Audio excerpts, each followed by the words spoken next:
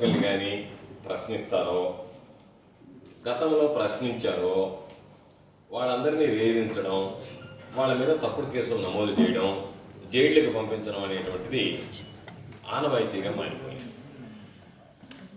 ఈరోజు ప్రత్యేకించి ఒక జెడ్పీటీసీగా పనిచేసినటువంటి మందుల వెంకట శేషయ్య యాదవ్ విషయంలో నెల్లూరు జిల్లా పోలీసులు ఏ విధంగా పనిచేశారు ఈ ప్రభుత్వంలో అని చెప్పి ఎంత తప్పుడు కేసు పెట్టారు అంటే, నేరగాళ్ళని పట్టుకొని శిక్షించాల్సినటువంటి పోలీసు వ్యవస్థ వాళ్లే ఏ విధంగా నేరగాళ్లుగా మారి ఈ తప్పుడు కేసు బనాయించారనేటువంటి దానికి సాక్ష్యాధారాలతో సహా మీడియా ముందుంచాలి. మీడియా ద్వారా ఈ సమాజానికి, ప్రజలకి ప్రభుత్వం యొక్క విధానం, నెల్లూరు జిల్లా పోలీసు యంత్రాంగం పనిచేస్తున్నటువంటి తీరు తెలియజెప్పాలనేటువంటి లక్ష్యంతోనే ఈరోజు ప్రత్యేకించి ఈ సమావేశాన్ని ఏర్పాటు చేయడం జరిగింది.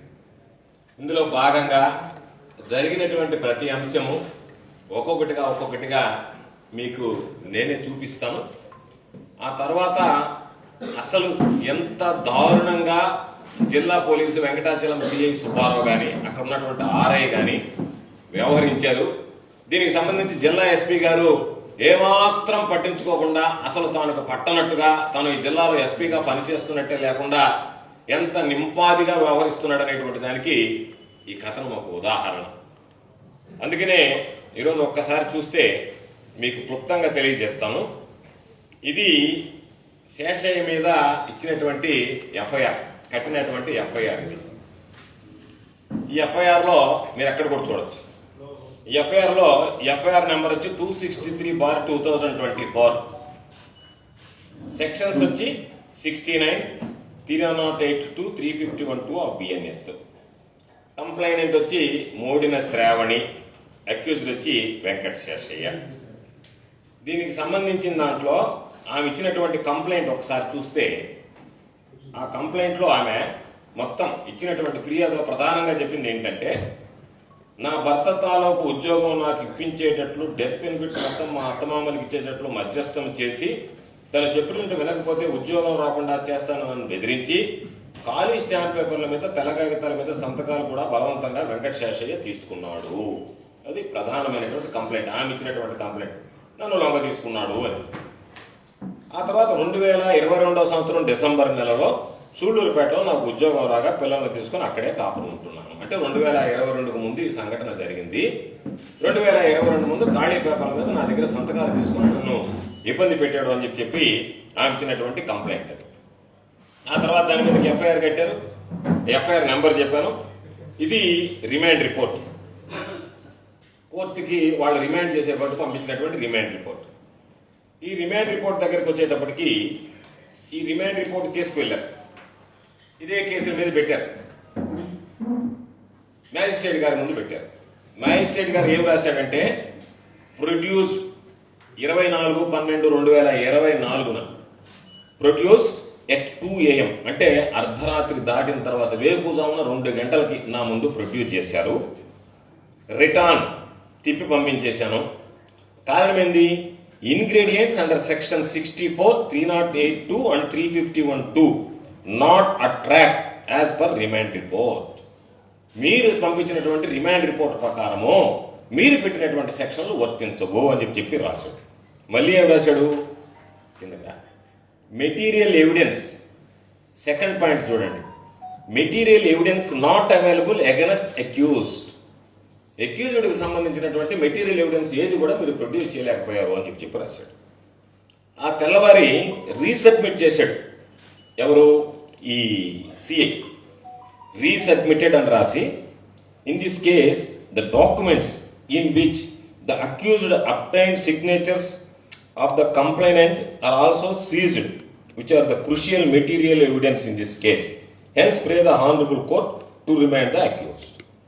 మీరు రిటర్న్ చేశారు. ఈ కేసులో అన్ని రకాలైనటువంటివి డాక్యుమెంట్స్ మేము సీజ్ చేసి దాని ఎవిడెన్స్గా మీ ముందు పెట్టామని చెప్పి పంపించినటువంటి డాక్యుమెంట్ అది. ఆయన మళ్ళీ రీసబ్మిట్ చేశాడు. ఆయన ఏం డాక్యుమెంట్స్ ఇచ్చాడు అనేది కూడా మనం చూద్దాం. ఈ డాక్యుమెంట్స్ ఎట్లా ఇచ్చాడు అని అంటే, ఆయన ఇచ్చినటువంటి డాక్యుమెంట్స్ ఇది స్వాధీన మహాజర్నామా. దీంట్లో రవికుమార్ అనే అతను ఆర్ఐ 2024 డిసెంబర్ 24వ తేదీ చేశాడు. దాంట్లో కింద రాశాడు ఏమని, ఇంకా కిందకు శ్రావణి సంతకాలు పెట్టినటువంటి తెల్ల కాగితాలు, అదే స్టాంప్ పేపర్లు తీసుకొచ్చి శాషయ్య అడిగితే కంప్లైంట్ మామ ఇచ్చాడు అని చెప్పి రాశాడు. ఏది 2024వ తేదీ కంప్లైంట్ ఇచ్చాడు. ఇచ్చి ఆయన స్వాధీన మహాజరనామాని 11:15 ముగించాడు. 10:40కి ఈ ఆర్ఐలు అందరూ వచ్చి, తర్వాత ఇక్కడ మళ్ళా డాక్యుమెంటేషన్ అంతా చేశానని చెప్పి ఒక రిమైండ్ రిపోర్ట్లో రాసినటువంటి ఒక మ్యాటర్ అది. తర్వాత మరలా నెక్స్ట్ రిమైండ్ రిపోర్ట్ సబ్మిట్ చేశాడు. ఆ రిమైండ్ రిపోర్ట్లో ఏమని రాశాడంటే,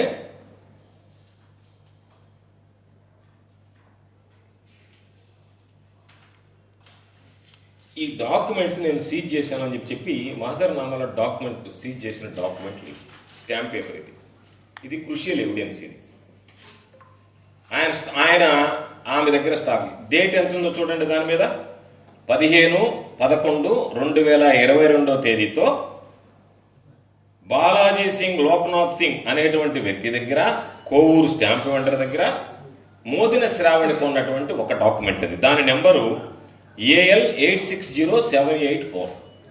ఇది కోర్టు ఇచ్చినటువంటిది. కోర్టు సర్టిఫైడ్ కాపీస్, కోర్టు ఇచ్చినటువంటి సర్టిఫైడ్ కాపీస్, ఒరిజినల్స్ కూడా ఉన్నాయి నా దగ్గర, సర్టిఫైడ్ కాపీస్ ఒరిజినల్స్. రెండవది ఇంకొక డాక్యుమెంటు, ఇదే మోడిన శ్రావణియే 15/11/2022 రోజు AL 860785. ఈ రెండు డాక్యుమెంట్లు సీజ్ చేశాడు. అవి ఏ తేదీతో సంతకం చేసింది శ్రావణి?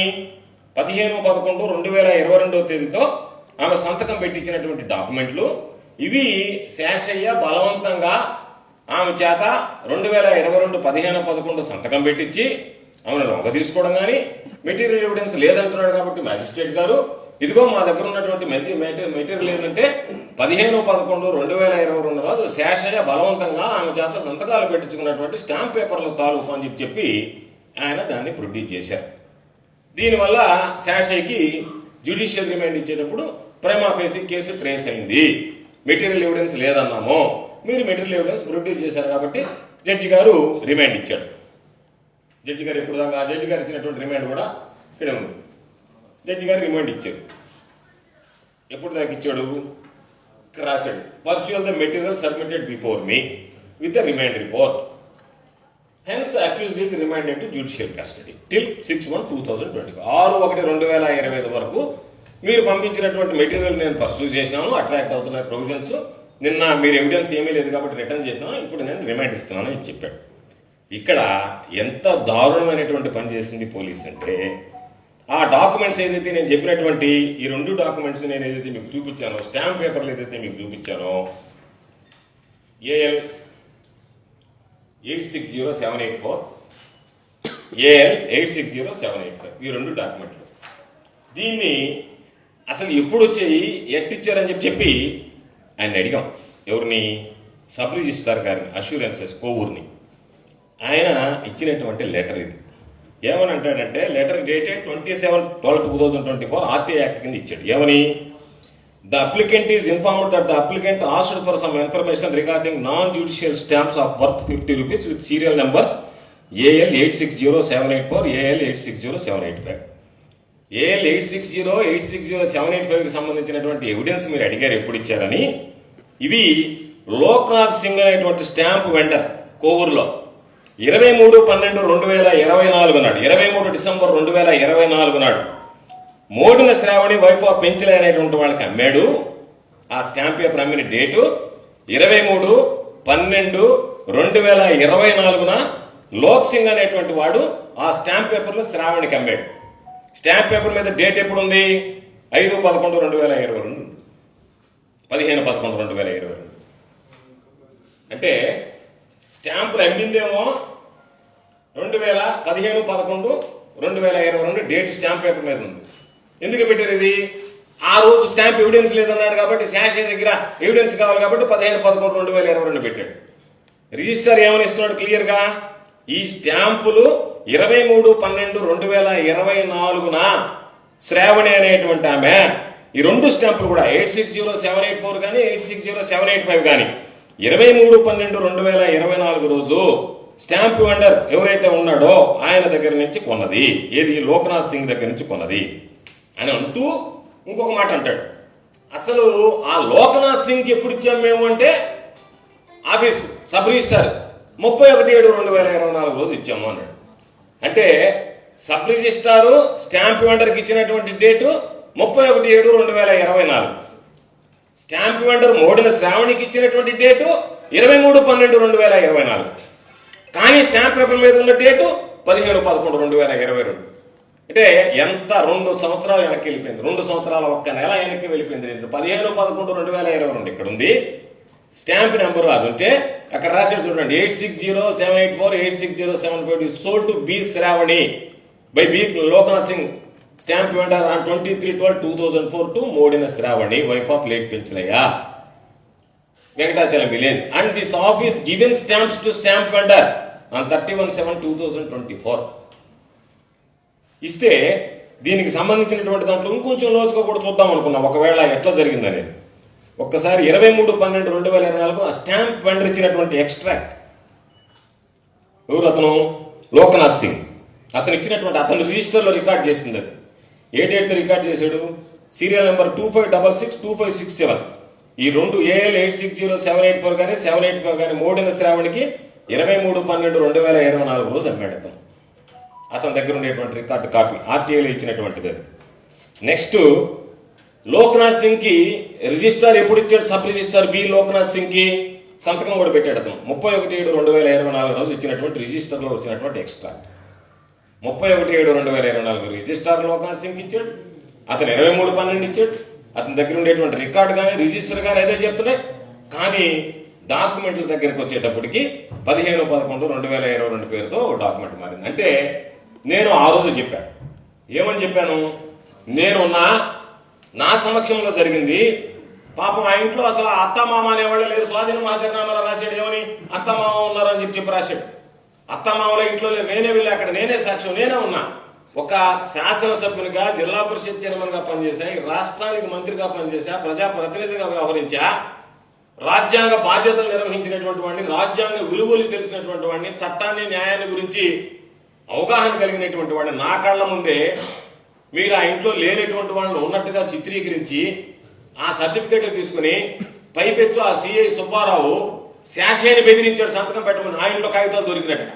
అంటే తానే నేరస్తులను తానే ఒప్పుకోమని చెప్పి బెదిరించినటువంటి ఘనత జరిగితే దాని మీద అయ్యా ఇటువంటి వ్యక్తులు పోలీసు వ్యవస్థలో పనిచేస్తారా, పోలీసు వ్యవస్థలో పనిచేయడానికి అనుకూలం అని చెప్పి ప్రశ్నించడం జరిగింది. దానికి ఆ ప్రశ్నిస్తే దాని మీద ఎవరో ఒక ఆయన వెళ్ళాడు, వెళ్ళి ఒక ఎఫ్ఐఆర్ కట్టించాడు దానికి నా మీద. ఏమని? మీరు మమ్మల్ని ప్రశ్నిస్తారా, ప్రశ్నిస్తే మీ మీద మాత్రం మేము ఎఫ్ఐఆర్లు కట్టమని చెప్పి ఎఫ్ఐఆర్ ఎడమని ఆయన కాపీ తీసి పెట్టమన్నది. దానికి సంబంధించినటువంటి దానిలో అది ఆ రోజు అడిగాం. నేను అందరికి చెప్పాను, మీడియా సమావేశం ఇక్కడ నా కళ్ళ ముందు జరిగింది. నా కళ్ళ ముందు జరిగినటువంటి యథార్థమైనటువంటి విషయం ఏమిటి అంటే, నా కళ్ళ ముందు జరిగినటువంటి వాస్తవం ఏమిటంటే, ఆ రోజు నేనే వెళ్ళా. శాసనం తీసుకెళ్తున్నారు అని అంటే నేను ఆ సీఏని అడిగా, ఏం సార్ మీరు వచ్చారంటే ఏమైనా ఎన్కౌంటర్ చేస్తానని భయంగా ఉందా, అందుకని వచ్చానని చెప్పి సీఏని అడిగా. అందరి ముందే వెళ్ళాను. దగ్గర 300-400 మంది ఉన్నాం. ఆ అమ్మాయి అమ్మ కానీ ఆ అమ్మాయి అత్త మామ ఇద్దరు ఎవరు లేరు. ఆ ఇంట్లో అత్త లేదు, మామ లేడు. ఉన్నదల్లా శాషే ఉన్నాడు, ఎస్ఐ ఉన్నాడు, సిఐ ఉన్నాడు, విఆర్ఓ ఉన్నాడు. ఆర్ఐ కూడా లేడు అక్కడ. ఆర్ఐ కూడా రాలేదు అక్కడికి. సీజన్ జరగలేదు. మేము వెళ్ళిన తర్వాత కాసేపటికే శాషన్ తీసుకొని బయలుదేరినారు. ఆమె తెల్లవారు స్టేట్మెంట్ ఇచ్చింది, మేము ఎవరు లేము, మేమందరం అక్కడ ఉన్నాము, ఇక్కడ మన హాస్పిటల్లో పోయామని చెప్పి ఆమె స్టేట్మెంట్ కూడా ఇవ్వడం జరిగింది. కాబట్టి ఎందుకు ఈ విషయాలన్నీ చెప్తున్నాను అనంటే, ఒక బలహీన వర్గాలకు సంబంధించినటువంటి యాదవ సామాజిక వర్గం సంబంధించినటువంటి వాడు సోమిరెడ్డి లాంటి అవినీతి పరుడిని ప్రశ్నిస్తే, మీరు నన్ను ప్రశ్నిస్తే మీ మీద దొంగ కేసులు పెడతాం. అంటే ఈ కూటమి ప్రభుత్వం ఏ విధంగా పనిచేస్తుంది ప్రజలకు సంబంధించి, ఇంత దారుణం.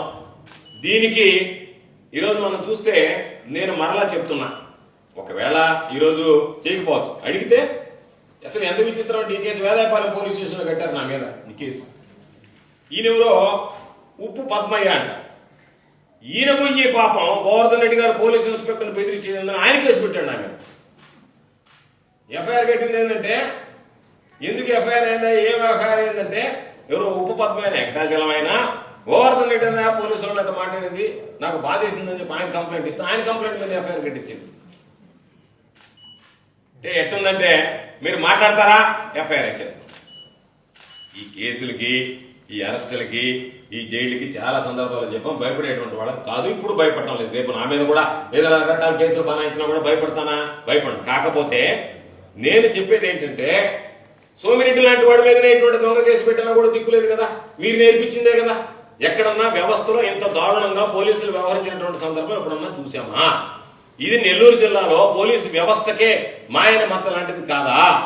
దీనికి ఎస్పీ గారు ఏమి సమాధానం చెప్తాడు, డిఎస్పీ ఏమి సమాధానం చెప్తాడు? సరే, ఆ సీఐని గురించి వదిలేసామన్నాం. ఎందుకంటే సీఐని గురించి నేను ఏదైతే చెప్పానో దానికి కట్టుబడున్నా. ఎవరికి అధికారం శాశ్వతం కాదు. ఈ అధికారం అనేటువంటిది ఇప్పుడు జగన్మోహన్ రెడ్డి గారికి 151 సీట్లు వచ్చినప్పుడు అందరూ అనుకున్నారు ఇంకేముంది అయిపోయింది మిగతా వాళ్ళు అందరూ అనుకున్నారు. అటువంటిది 164 సీట్లు రోజు తెలుగుదేశం పార్టీకి వచ్చింది. కాబట్టి అధికారం అనేది ఎవరికి శాశ్వతం కాదు. వీళ్ళు పదవి కోల్పోయేటువంటి ప్రమాదం. ఎవరెవరు పోతారు దీంట్లో? పాపం సిఐ సరే అతను తప్పు చేసాడు పోతాడు, ఆర్ఐ రాకుండానే సంతకం పెట్టాడు పోతాడు, ఆ అమ్మాయి చేసిన సంతకం పెట్టించారు ఉద్యోగం చేసుకునేటువంటి అమ్మాయి అమాయకురాలు. ఏది శాసన కేసులో ఇరికించుకోవాలి. ఇప్పుడు ఆ అమ్మాయి ఆ కేసులో ఇరుక్కుని ఉద్యోగం పోగొట్టుకునేటువంటి ప్రమాదం ఏర్పడింది. ఎందుకు ప్రమాదం ఏర్పడింది? 24వ తేదీ అమ్మిన దానికి 22 అమ్మినట్టుగా ఎట్టా అమ్మాయి సంతకం పెట్టింది దాని మీద. ఇప్పుడు సిఐ ఏం మాట్లాడతాడు, నాకేం తెలుసండి ఆ అమ్మాయి ఇచ్చిన కాగితాలు, ఆ అమ్మాయి చూపించిన కాగితాలు అని చెప్తాడు. కాబట్టి ఎంత దారుణంగా పోలీసు వ్యవహరిస్తుంది, ఎంత దారుణంగా ఎన్ని సర్టిఫికేట్ కాపీస్ తెప్పించాను నేను కోర్టు నుంచి. కోర్టు ఇచ్చినటువంటి సర్టిఫికేట్ కాపీస్ ఒరిజినల్స్ నా దగ్గర ఉండేది. ఇవన్నీ మొత్తం ఇన్క్లూడింగ్ నేను చెప్పినటువంటి స్టాంప్ పేపర్తో సహా.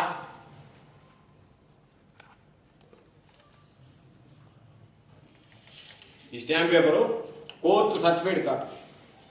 ఇది స్టాంప్ పేపరు వెనక కోర్టు సర్టిఫై చేసినటువంటి, అంటే కోర్టులో మాకు ప్రొడ్యూస్ చేశారని సర్టిఫై చేసినటువంటి కాపీ ఇవన్నీ మొత్తం. అంటే వ్యవస్థలో అసలు న్యాయ వ్యవస్థనే పోలీసు వ్యవస్థ తప్పుపట్టినటువంటి దుర్మార్గం అనేటువంటి సంఘటన లేదు. పోలీసు వ్యవస్థ న్యాయ వ్యవస్థకు తోడుగా ఎవరైనా తప్పు చేసినటువంటి వాళ్ళని శిక్షించాల్సి వస్తే న్యాయ వ్యవస్థని పోలీసు వ్యవస్థ ఈరోజు తప్పుదారి పట్టించి ఒక అమాయకుడు అనేటువంటి వాడిని జైలు పాలు చేసినటువంటి అతి జుగుప్సాకరమైనటువంటి హేయమైనటువంటి సంఘటన. దీని మీద రకరకాలైనటువంటి వల్లించవచ్చు, ఇది వాస్తవం. ఇది పోలీసుల మెహర్బానీకో లేదా జిల్లా ఎస్పీ గారు ఏదో దీని మీద విచారం చేసి చర్యలు తీసుకునేటువంటి శక్తి స్తోమత కలిగినటువంటి వాడు ఈ జిల్లా ఎస్పీ అని నేను అనుకోవడంలే. కాకపోతే ఇది సమాజానికి తెలియాలి. ఈ ప్రభుత్వ వైఖరి ప్రజలు అర్థం చేసుకోవాలి. కూటమి ప్రభుత్వంలో అమాయకుల్ని, వెనకబడినటువంటి వాళ్ళని ఈరోజు నేను అడుగుతున్నాను. ఎస్, సోమిరెడ్డి చేసినటువంటి అవినీతిని, చంద్రమోహన్ రెడ్డి చేసిన అవినీతిని ప్రశ్నించాడు శేషయ్య, గట్టిగా మాట్లాడాడు, ఎదుర్కొన్నాడు. అందుకని నువ్వు తీసుకొచ్చుకునేటప్పుడే పేర్లు, ఒకటో పేరు వెంకట శేషయ్య, రెండో పేరు ఇంకొక శేషయ్య, వీళ్ళని నువ్వు అరెస్ట్ చేస్తానంటే రా, లేకపోతే నువ్వు రాబాకి స్టేషన్కి. ఎందుకు సార్, నాది బాధ్యత అని చెప్పి ఆడ హైవే మీద కలెక్షన్లు బాగా ఉండేటువంటి పోలీస్ స్టేషన్ కాబట్టి పోలీస్ స్టేషన్ వెయిట్ని బట్టి వచ్చేటప్పుడు దానికి సంబంధించి వచ్చేవాడు కక్కిస్తాను అనుకుంటున్నారేమో ఒకప్పుడు. ఈరోజు అనుకోవచ్చు అందరూ, నేను చెప్తున్నాను రాసి పెట్టుకోండి, కక్కిస్తా ఒక్కొక్కటి చేత అనుకుంటున్నారేమో. ఈరోజు ఏదో అనుకుంటున్నారేమో మీరందరూ మేము చాలా సంతోషంగా ఉన్నాం అనుకుంటున్నారు. ఎంత ఉప్పు తింటారో అన్ని నీళ్లు తాగాల్సిన పరిస్థితి ఏర్పడుతుంది. మీకు గుర్తుపెట్టుకోండి, మీలాంటి వాళ్ళకి భయపడను, ఇటువంటి ఎఫ్ఐఆర్లకు భయపడే పనే లేదు. 100 ఎఫ్ఐఆర్లు కొట్టుకున్న భయం లేదు. నన్ను 2024 అప్పుడు 2029 అప్పటికి జైల్లో ఉండి పోటీ చేయించే పరిస్థితి వచ్చినా నేను భయపడను, జైల్లో ఉండి పోటీ చేస్తాను. అంతే తప్ప ఈ కేసులకి అరెస్టులకి భయపడేటువంటి వాడు కాదు. మిమ్మల్ని ప్రశ్నించినంత మాత్రానే మీరు ఈ రోజు దీనికి సంబంధించినటువంటి దాంట్లో ఇది ఒక న్యాయ వ్యవస్థను తప్పుదారి పట్టించేటువంటి పరిస్థితి ఉంటే దీని మీద జ్యుడిషియరీ జోక్యం చేసుకోవాలా? హైకోర్టు చీఫ్ జస్టిస్ గారికి కూడా పాపం శేషయ్య భార్య లేఖ రాస్తుంది, ఈ విధంగా నా భర్తకు అన్యాయం జరిగింది, కాబట్టి మీరు దీని మీద పూర్తి స్థాయిలో మీ ఆధీనంలో విచారణ జరిపించండి, వాస్తవాలు బయటపడతాయని చెప్పి అదేవిధంగా దీనికి సంబంధించినటువంటి దాంట్లో, ఎందుకంటే ఇది వదిలేయాల్సినటువంటి అంశం కాదు, ఇది మన జిల్లాకు సంబంధించినటువంటి అంశం కాదు, ఆషామాషిగా తీసుకునేటువంటి అంశం కాదు, ఇది ఒక వ్యవస్థకు సంబంధించినటువంటిది. ఒక వ్యవస్థ ఒక వ్యక్తిని పంపించడానికి ఎంత దారుణంగా దుర్మార్గంగా వ్యవహరించిందని చెప్పడానికి ఆధారాలతో సహా మీ ముందు ఉంచినటువంటి పరిస్థితి. కాబట్టి మరలా ఈరోజు పోలీసులు వెళ్ళి వాళ్ళని బెదిరించినా ఏళ్ళని బెదిరించినా ఈ రికార్డు మారదు. ఎందుకంటే దాని మీద ఉండే నెంబర్ల బావు, కోర్టులో ఉండేటువంటి ఎవిడెన్స్ అయితే సర్టిఫికేట్ కాపీస్ ఇచ్చారో కోర్టులో ఉండే మెటీరియల్ మార్చలేదు, లేకపోతే వీళ్ళు ఆ గనులే కోర్టులో మెటీరియల్ అయినా మార్చేసిన వాడు ఎవడో ఒకటి మీద ఒక కేసు వేసేసిన వాడు, వాడు ఎవడో తీసుకెళ్లాడు, దొంగతనం జరిగింది ఏదో ఒకటి, మామూలుగా పోయినసారి ఎవడో చేస్తే నా మీద పెట్టి సిబిఐ ఎంక్వైరీ చేయించినట్టు ఏదైనా చేయించగలిగినటువంటి వాళ్ళే. కాబట్టి నెల్లూరు జిల్లా పోలీసు ఎంత దారుణంగా వ్యవహరిస్తుంది, ఎంత దారుణంగా శాసన విషయంలో వ్యవహరించింది అనేది ఈ సమాజానికి మొత్తం తెలియాలి. ఈ సమాజం మీద పోలీసు వ్యవస్థ పట్ల ఉన్నటువంటి నమ్మకం, విశ్వాసం, గౌరవం పోయేటువంటి పరిస్థితి. కాబట్టి నేను జిల్లా ఎస్పీ గారు చేస్తారని నేను అనుకోవడం లే, అంత కెపాసిటీ ఉంటుందని నేను భావించడం లే. ఎందుకంటే ప్రభుత్వంతో కాదని, ప్రభుత్వంలో లేదు, నేను నీతిగా నిజాయితీగా నిలబడాల్సిందే, నేను ఐపీఎస్ అధికారిని, ఇక్కడ కాకపోతే ఇంకో జిల్లా వస్తుందని చెప్పి నిలబడి దీని మీద చర్యలు తీసుకుంటాడని నేను అనుకోవడం లే. అంత ధైర్యం చేసేవాడైతే ఎఫ్ఐఆర్, దొంగ ఎఫ్ఐఆర్ కంటే ధైర్యమే పోలీసులకు రాదు. ఎస్పీని ఖాతరు చేస్తామనేటువంటి భయం ఉంటే కింద స్థాయి వాళ్ళకి, ఓయమ్మ నా పైన ఒక అధికారి ఉన్నాడే, నేనేదన్నా తప్పు చేస్తే ఈ జిల్లాలో ఉండే పోలీసు వ్యవస్థకే చెడ్డ పేరు వస్తుంది, కాబట్టి ఆయన నా మీద క్రమశిక్షణ చర్యలు తీసుకుంటాడేమనేటువంటి భయం ఉంటే ఇంత దారుణానికి ఒడిగడతాడని నేను అనుకోను. కాబట్టి ఆయన ఏమి చర్యలు తీసుకోలేకపోవచ్చు. కానీ ఏదైనా నా తరఫున డిమాండ్ ఏంటంటే, ఐపీఎస్ చేసినటువంటి వ్యక్తిగా జరిగినటువంటి సంఘటన ఈ హయాంలో ఈ జిల్లాలో పోలీసు వ్యవస్థగా ఒక మాయనటువంటి మచ్చ, కాబట్టి దీని మీద కనీసం చర్యలు తీసుకుని విచారణకు ఆదేశించి వాస్తవాలు ఏమి జరిగిందనేటువంటిది అడిగితే ఎవ్వరు పడలే. ఆ ఆడ మనిషి పాపం మహిళ, ఆ అమ్మాయిని మధ్యలో పెట్టారు. మాకు మహిళలంటే గౌరవం ఉంది. ఎందుకు ఈ మాట చెప్పామంటే, మొదటి నుంచి నేను పదే చెప్పా, మహిళలంటే గౌరవం ఉంది, మహిళలను ఎవరి గురించి పరిచినా సరే ఒప్పుకోము, వాళ్ళ అన్యాయం జరిగితే ఒప్పుకోము. కానీ ఈ కేసు ఆ విధంగా జరగలేదు, ఇది తప్పుడు కేసు, కావాలని తప్పుడు కేసు బనాయించారు, పాపం ఒక అమాయకురాలను అడ్డం పెట్టుకునే అని చెప్పి ఈరోజు ఆ అమాయకురాలు ఉద్యోగానికి ముప్పు పట్టలేటువంటి పరిస్థితి తీసుకొచ్చారు. కాబట్టి మీరు పిలిచి విచారణ జరిపి వాస్తవాలు తెలుసుకుని చర్యలు తీసుకుంటే కాస్త కొంచెంలో కొంచెమైనా పోయినటువంటి ఆ పరువు ప్రతిష్ట ఈ జిల్లాలో పోలీసు వ్యవస్థ మీద, పోలీస్ శాఖ మీద, పోలీసు విభాగం మీద కొంతైనా నిలబడుతుందేమో. కాబట్టి దయచేసి ఎస్పీ గారిని ఆ దిశగా మీరు ఆలోచించండి అని చెప్పి నా విజ్ఞప్తి.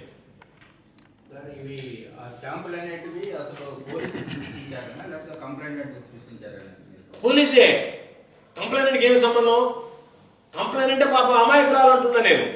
ఆమె తీసుకొచ్చి అక్కడ సంతకం పెట్టించారు. ఇగో ఇది నువ్వు ఇంట్లో పోయి సీజ్ చేశారు కదా, ఆ అమ్మాయి ఇంట్లో లేదు కదా పాపం. మీరు చెప్పిన లెక్క ప్రకారమే మీ మహాజరనామాలోనే ఆ అమ్మాయి ఇంట్లో లేదు, మీరు రాసిన మహాజరనామాలో కూడా అమ్మాయి ఇంట్లో ఉందని రాయలే మీరు. పోలీసులు సృష్టించింది ఇదంతా ఎందుకు? ఆ స్టాంప్ వెంటనే పిలిపిస్తే ఎవరు వచ్చారో తెలిసిపోతారు చెప్తారు, ఎన్ని గంటలకు వచ్చి తెలిసిపోయారో చెప్తారు. ఎస్పీ గారికి ఒక నిమిషం పని, ఆ అమ్మాయిని పిలిపిస్తే ఆ అమ్మాయి ఎవరు సంతకం పెట్టించారో చెప్తారు. కనీసం నేను అనేది ఏంటంటే, ఎస్పీ గారైనా ఈ జిల్లాలో ఏం జరుగుతుందనేటువంటి వాస్తవాలు తెలుసుకోవడానికి ప్రయత్నిస్తే మంచిది. ఎవరు సృష్టించిన రాత్రి మ్యాజిస్ట్రేట్ రిటర్న్ చేసినటువంటి దాన్ని, అంటే దీనికి ఎవిడెన్స్ వచ్చిందంటే తెల్లవారడానికి దొంగ సాక్ష్యాలు పెడతారా? ఓ పోలీసులు దొంగ సాక్ష్యాలు పెట్టి ఒక అమాయకుడిని జైలుకి పంపిస్తే అది గొప్పతనమా? ఏం సమాధానం చెప్తారు దీనికి మీరు? ఈ తప్పుడు సాక్ష్యాలతో మీరు పంపించినటువంటి, తప్పుడు ఆధారాలతో పంపించినటువంటి దానికి సిగ్గుతో తలదించుకోవాల్సినటువంటి పరిస్థితి కదా పోలీసు వ్యవస్థ ఈ జిల్లాలో, ఈ రాష్ట్రంలో. మీరు తప్పుడు కేసులు పెట్టి ఎంతమందిని పంపిస్తున్నారు? ఆధారాలు లేకపోవచ్చు, అడిగేవాళ్ళు లేకపోవచ్చు, దాని గురించి మిమ్మల్ని ప్రశ్నించలేకపోవచ్చు.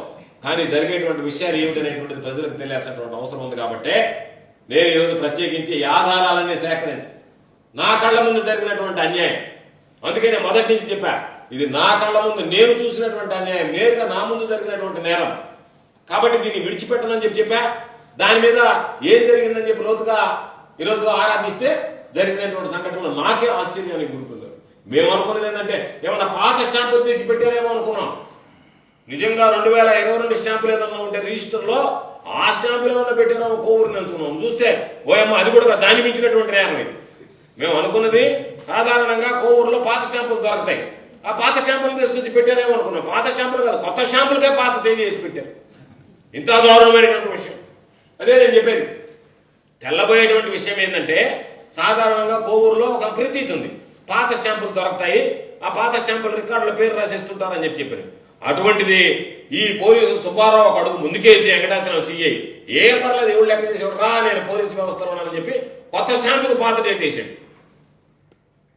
కాబట్టి ఆ స్టాంప్ వెండర్ని విచారిస్తే స్టాంప్ వెండర్ చెప్తారు ఎవరు బెదిరించి ఖాళీ కాగితాలు తీసుకుని దాని మీద డేట్లు రాసుకున్నారని, ఎవరు పోయి సంతకం పెట్టారు అక్కడ తెలుపుతుంది. కాబట్టి అన్ని విషయాలు వెలుగు చూస్తాయి. ఒకవేళ ఈ రోజు ఎస్పీ దాచిపెట్టచ్చు, ఎల్లకాలం ఎస్పీ ఉండడు కదా, ప్రభుత్వం మారిన తర్వాత మరలి ఇంకొక ఎస్పీ రాడా, ఆ ఎస్పీ వచ్చినప్పటికి ఇతను ఉద్యోగం ఉంటే ఉద్యోగం పోయి జైలుకు పోతాడు, ఉద్యోగం లేకపోతే ఉద్యోగంలో నుంచి రావాల్సినటువంటి బెనిఫిట్స్ అనేవి పోయి జైలుకు పోతారు. అంతే కదా, చెప్పాం కదా, తప్పు చేసినటువంటి వాడిని సప్త సముద్రాల్లో దాటి వెళ్ళి నా పట్టుకొస్తానని చెప్పి మా నాయకుడు జగన్మోహన్ రెడ్డి గారు ఇప్పటికీ చెప్పున్నాడు. ఎవరిని విడిచిపెట్టేది ఉండదు. అందులో భాగంగా ఖచ్చితంగా ఆధారాలన్నీ ఉన్నాయి. ప్రైవేట్ కంప్లైంట్ లాక్ చేస్తాం. వీలైతే హైకోర్టు కూడా దానికి సంబంధించినటువంటి చీఫ్ జస్టిస్ కూడా ఆ అమ్మాయి లేఖ పెడుతుంది. దాని మీద ఏమవుతుందో కూడా చూద్దాం. కాబట్టి ఇది అంత సాదాసీదాగా విడిచిపెట్టేటువంటి అంశం కాదు, విడిచిపెట్టము. భవిష్యత్తులో దీని మీద ఎటువంటి చర్యలు తీసుకోవాలనేటువంటి దాని మీద కూడా న్యాయ నిపుణులను సంప్రదిస్తున్నాం. దాని మీద అన్ని వ్యవస్థలకు సంబంధించి, ఎందుకంటే ఇది ఒక జ్యుడిషియరీ వ్యవస్థనే తప్పుదారి పట్టించినటువంటి, తప్పుడు సాక్ష్యాలు జ్యుడిషియరీకి సమర్పించినటువంటి, ఇంతకన్నా దారుణమైనటువంటి మరొకటి ఉండవు. కాబట్టి ఇంత నేరాలు జరిగినటువంటి దాని మీద ఇప్పటికే హైకోర్టులో పిటిషన్ కూడా వేశాం. దానికి సంబంధించినటువంటి రికార్డ్స్ ఏదైతే ఉన్నా ఆ రికార్డ్స్ అన్ని ప్రొక్యూర్ చేయండి, వాటిని సేఫ్ గార్డ్ చేయండి అని చెప్పి డైరెక్షన్ ఇవ్వండి పోలీసులు అని చెప్పి. కాబట్టి అన్ని విధాలా అన్ని రకాలైనటువంటి చర్యలు తీసుకుని ఇక మీదట ఎక్కడ ఎవిడెన్స్ ట్యాంపర్ కాకుండా ఉన్నటువంటి ఎవిడెన్స్ ప్రొటెక్ట్ చేసి భవిష్యత్తులో వీళ్ళకి ఏ విధంగా శిక్ష పడి వాళ్ళని జైలుకి పంపించాలనేటువంటి దాని మీద కూడా దృష్టి పెట్టండి.